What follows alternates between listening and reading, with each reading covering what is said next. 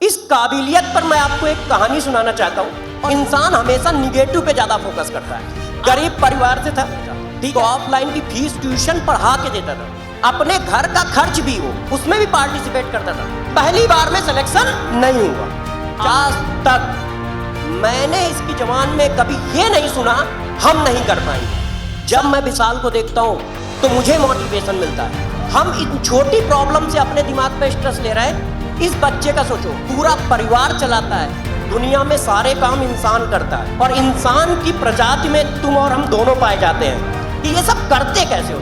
Family condition ऐसी थी, tuition की फीस नहीं दे सकते थे। मेरी कोचिंग की फीस लाखों में हुआ करती थी। मई में मेरा एग्जाम था और मई में ही मेरी मम्मी की डेथ हो गई। इस काबिलियत पर मैं आपको एक कहानी सुनाना चाहता हूं और लाइव एग्जाम्पल दूंगा। मैं एक बच्चे को पढ़ाता था, 2015 के आसपास की बात है। वो बच्चा अभी लाइव यहां पर है तो इसलिए मैं उसकी कहानी सुना रहा हूं, ठीक है। वो मेडिकल का स्टूडेंट है।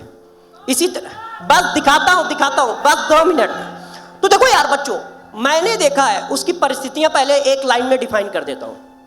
गरीब परिवार से था, विशाल बता सकता हूं ना, हाँ, गरीब परिवार से था, ठीक है। मैं जानता था कि वो जो फीस, जैसे बच्चे तब ऑनलाइन चलता नहीं था तो ऑफलाइन की फीस वो क्या करता था, ट्यूशन पढ़ा के देता था। अपने घर का खर्च भी वो उसमें भी पार्टिसिपेट करता था। तो ट्यूशन पढ़ाता था, उससे अपने घर का थोड़ा सा खर्च देता था। घर में पापा भी करते थे, ठीक है, मगर उनकी वो बीमार रहते थे बहुत ज्यादा, तो वहां पर थोड़ा कंट्रीब्यूट करता था और बचे हुए ट्यूशन के पैसे से कोचिंग करता था। अब इतने टाइम के बाद बच्चे को मिलता ही कितना पढ़ने के लिए।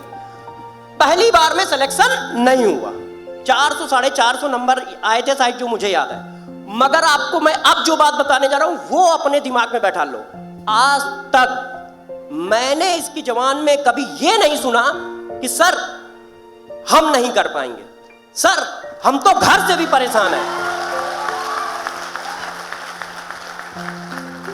7 साल से मैं जानता हूं, आज तक कभी मैंने ये नहीं सुना कि सर हमारे ऊपर बहुत ज्यादा वर्कलोड है, मतलब मैं घर के लिए करूं कि अपने लिए करूं कि अपने छोटे भाई बहन के लिए करूं, क्या करूं। आज तक कभी इसने मेरे से ये नहीं कहा। बस यही कहा है कि सर इस बार कुछ नंबर से रुक गए तो आगे कैसे निकालें, या सर मेरी कोई और हेल्प कर दो। तो जब आप ऐसे बच्चे देखते हो तो यार मोटिवेशन आप लोग, हम लोग पूछते हो ना कि सर आपको कहां से मिलता है। जब मैं विशाल को देखता हूं तो मुझे मोटिवेशन मिलता है, क्योंकि इतना माइंडली, इतना ज्यादा दिमाग मेरा भी स्ट्रांग नहीं है। मेरे सामने भी बहुत बड़ी समस्याएं आती हैं तो मैं थोड़ा सा घबरा जाता हूं। जैसे अभी 2 महीने पहले कुछ समस्याएं कहो या ऐसा चीजें हुई तो मैं भी मेंटली थोड़ा सा टूट रहा था। मगर इसका डेली मेरे को कॉल आता था, तब मैं इसी को याद करके अपना काम निकाल लेता था कि यार हम इन छोटी प्रॉब्लम से अपने दिमाग पे स्ट्रेस ले रहे हैं। इस बच्चे का सोचो, मेरी सी एज में आधा है, पूरा परिवार चलाता है, अपना मेडिकल का काम कर रहा है, मेडिकल कॉलेज में फाइनल ईयर है, डॉक्टर बन गया है अब ये यूसीएमएस से। यूसीएमएस दिल्ली के बेटा टॉप कॉलेज में है। बस इतना प्यार है, नहीं बस इतना प्यार है कि ये हमेशा हम लोगों के पास रहता है, ये बस प्यार है।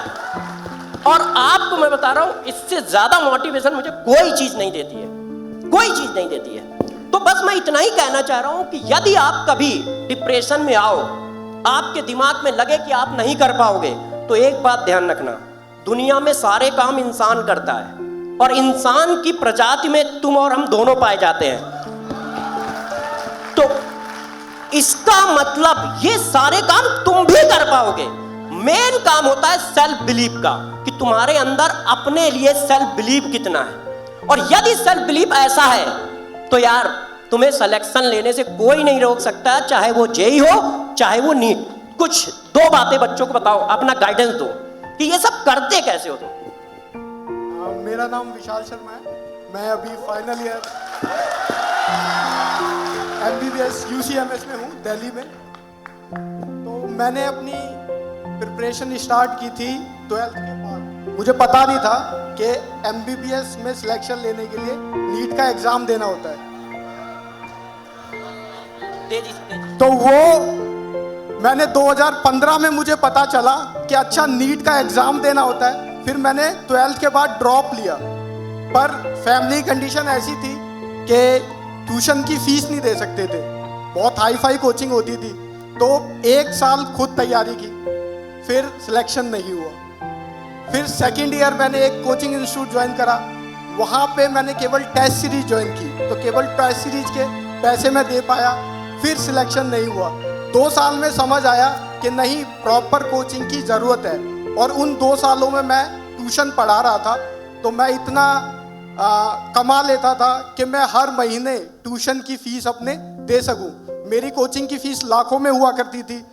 मैं सर को बहुत थैंक यू कहना चाहूँगा कि मेरे जैसे बच्चे जो नहीं पढ़ पाते थे, आज सर की सबकी वजह से पढ़ पा रहे हैं, क्योंकि लाखों रुपए अफोर्ड करना बहुत मुश्किल काम है। तो मेरी फ़ीस 1 लाख रुपए हुआ करती थी। 15,000 रुपये मैं होम ट्यूशन पढ़ाता था, जिसमें 10,000 रुपये मैं कोचिंग में देता था 10 महीने।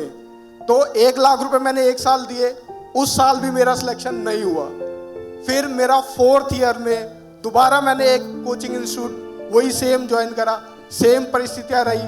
बट उस टाइम 4th ईयर में मेरी मम्मी को कैंसर डायग्नोज हो गया, और मई में मेरा एग्ज़ाम था, और मई में ही मेरी मम्मी की डेथ हो गई, जिसकी वजह से बहुत मेंटल स्ट्रेस की वजह से सिर्फ 8 नंबर से मेरा सिलेक्शन नहीं हुआ MBBS में। मुझे BDS मिल रहा था 4th ईयर में, पर फिर मैंने BMS चूज़ करा, BDS चूज़ ना करके एडमिशन लेके फिर तैयारी करी, और 5th ईयर में मेरा फाइनली सिलेक्शन हुआ UCMS में। और इसका सारा क्रेडिट जाता है सर को, क्योंकि सर ने हमेशा गाइड किया। जहाँ भी मैं कमज़ोर पड़ा तो सर ने मुझे पावर दी, ठीक है, जिसकी वजह से मैं ये चीज़ें कर पाया। तो all credit goes to sir. देखो, ये आप भी जानते हो, हम भी जानते हैं कि सिलेक्शन में, मैं हमेशा क्लासों में भी कहता रहूँ कि सिलेक्शन जो है बच्चा देता है। मैंने क्लासों में भी कहा है कि मेरी औकात नहीं है कि मैं एक भी सिलेक्शन दे पाऊँ। क्यों? क्योंकि मैं अच्छा पढ़ा सकता हूँ बस, और अच्छा गाइड कर सकता हूँ। मगर यार, मैराथन में जो दौड़ने जा रहा है वो ये सामने वाले हैं। तो मैं ऐसा नहीं चाहता आपका क्रेडिट हम लोग खा जाते हैं कि नहीं, मेरे इंस्टीट्यूट से पढ़ाया इसलिए सेलेक्ट हुआ है, नहीं मैंने पढ़ाया इसलिए सेलेक्ट हुआ है। ऐसा कहीं कुछ नहीं होता है। हम अच्छा गाइड कर सकते हैं, आपकी हेल्प कर सकते हैं, हम ये सारे काम कर सकते हैं। मगर यार, सिलेक्शन देने का जज्बा और इतनी मेहनत करने का जज्बा सिर्फ तुम्हारे अंदर होता है, और तभी सिलेक्शन मिलता है। तो ये जज्बा इनके अंदर था कि हम छोड़ेंगे नहीं, जब तक हम क्लियर नहीं करेंगे तब तक छोड़ेंगे नहीं। नहीं तो कहां कोई करता है। 1-2 साल में सबका कॉन्फिडेंस ब्रेक हो जाता है। आपका तो छोड़ो, मेरा ही हो जाएगा यार, मगर इतना बना के रखना भी बहुत टफ है। तो बस मैं इतनी ही बात समझाना चाह रहा था कि आप अपने पे विश्वास रखिएगा। अपने पे विश्वास रखोगे तो यार सिलेक्शन आपका होगा ही होगा। क्यों? जो सेलेक्ट हो रहे हैं वो या तो आज आपके बगल में बैठे हैं, या आपके साथ आपके मोहल्ले में टहल रहे हैं, या वो आपका रिश्तेदार है, या वो आपका दोस्त है। ऐसा नहीं है कि हवा से टपकता है और सिलेक्शन देता है, उड़ जाता है। ऐसा कोई है क्या? नहीं। तो यार, इसका मतलब आप सेलेक्ट होगे। और इसी प्रॉब्लम को सॉल्व करने के लिए हम लोगों ने संकल्प भारत की नींव डाली थी। क्यों? क्योंकि यार, बच्चा पैसा नहीं कर सकता है, मेहनत कर सकता है। तुमसे मैं कहूंगा 18 घंटे पढ़ लो तो तुम पढ़ लोगे, मगर एक 18 साल का बच्चा बेचारा पैसा कैसे कमाए जाके, और उसको टाइम भी तो पढ़ने का चाहिए। तो कोशिश हम लोगों की यही है कि कम से कम प्राइस पे अच्छी से अच्छी एजुकेशन बच्चों तक पहुंचाएं, चाहे वो ऑनलाइन हो चाहे वो ऑफलाइन। अभी हम लोग सिर्फ ऑनलाइन पे फोकस्ड है, मगर यदि बच्चों का ऐसा कुछ आएगा तो फ्यूचर में हम वो भी करेंगे। मगर उसकी सबसे पहली बात रहेगी क्वालिटी, और दूसरी पैसा। क्यों? क्वालिटी तो आप देख ही रहे हो,